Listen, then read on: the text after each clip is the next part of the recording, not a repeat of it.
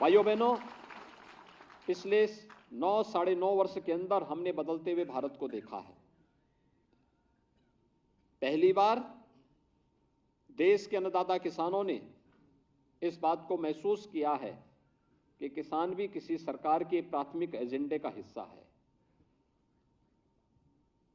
इसके लिए प्रधानमंत्री मोदी जी के नेतृत्व में जो कार्यक्रम चले हैं पिछले 9.5 वर्ष के अंदर, वे हम सबके सामने। किसान की उपज को सुरक्षा की गारंटी देना, प्रधानमंत्री फसल बीमा योजना का कार्यक्रम हो या प्रधानमंत्री कृषि सिंचाई योजना के कार्यक्रम, हर खेत तक पानी पहुंचे, अन्नदाता किसान को किसी के सामने हाथ न फैलाना पड़े, लागत का 1.5 गुना दाम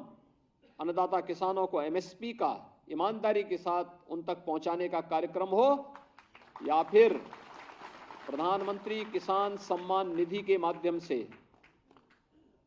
अन्नदाता किसानों के जीवन में व्यापक परिवर्तन करते हुए अब तक 15 किस्त प्रधानमंत्री किसान सम्मान निधि का हमारे अन्नदाता किसानों के पास पहुंच चुका है। अकेले उत्तर प्रदेश में 2,61,00,000 किसानों के खाते में 60,000 करोड़ रुपए से अधिक की राशि पहुंच चुकी है और बिना भेदभाव के पहुंच रही है। भाइयों बहनों, ये नए भारत का नया उत्तर प्रदेश है, जहां किसान का सम्मान होता है, उसके परिश्रम और पुरुषार्थ के सामने शासन उन्हें नतमस्तक होकर के सम्मान देता है। और यह इसलिए क्योंकि आपका परिश्रम और पुरुषार्थ न केवल उत्तर प्रदेश का सम्मान बढ़ा रहा है, बल्कि उत्तर प्रदेश के विकास की यात्रा का हिस्सा बनकर के उत्तर प्रदेश को देश की बड़ी अर्थव्यवस्था के रूप में स्थापित करने में मदद कर रहा है। आपके परिश्रम का परिणाम है कि हमने अपने कृषि विकास की दर को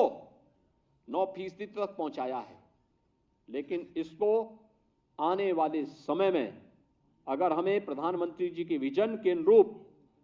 प्रदेश को 2027-28 तक $1 ट्रिलियन की इकोनॉमी बनना है, तो हमें वर्तमान की विकास दर को इससे 3 गुना रफ्तार से आगे बढ़ाना पड़ेगा। और इसके लिए मैं आपका आह्वान करूंगा कि उत्तर प्रदेश में ये संभावना है और इस संभावना को परंपरागत खेती के साथ साथ वेजिटेबल की खेती, स्ट्रॉबेरी, ड्रैगन फ्रूट, इन सब में भी और नेचुरल फार्मिंग की दिशा में भी आप कार्य करेंगे। कल हम लोगों ने यहाँ पे बहुत सारे फैसले किए हैं। खासतौर पर फैसला किया गया, जैसे सरकार ने पहले कहा कि निजी ट्यूबवेल जितने भी लगाए गए हैं प्रदेश के अंदर पहले थे, उनको हम फ्री में बिजली की कार्रवाई देने की कार्रवाई की दिशा में आगे बढ़ रहे हैं, जिससे उन किसानों पर एक बोझ अतिरिक्त कम किया जा सके। दूसरा, डीजल से चलने वाले जितने भी ट्यूबवेल हैं उनको हम सोलर पैनल देकर के डीजल की बचत करने की दिशा में हम आगे बढ़ने जा रहे हैं। और इसमें प्रदेश सरकार की सब्सिडी को बढ़ाने की प्रक्रिया के लिए भी कल एक बैठक करके हम उसको फाइनल दिशा में आगे बढ़ चुके हैं। इसके अलावा किसानों के अन्नदाता किसानों की फसल को नुकसान होने से बचाने के लिए, जंगली जानवरों से बचाने के लिए सोलर पैनल और फेंसिंग की कार्रवाई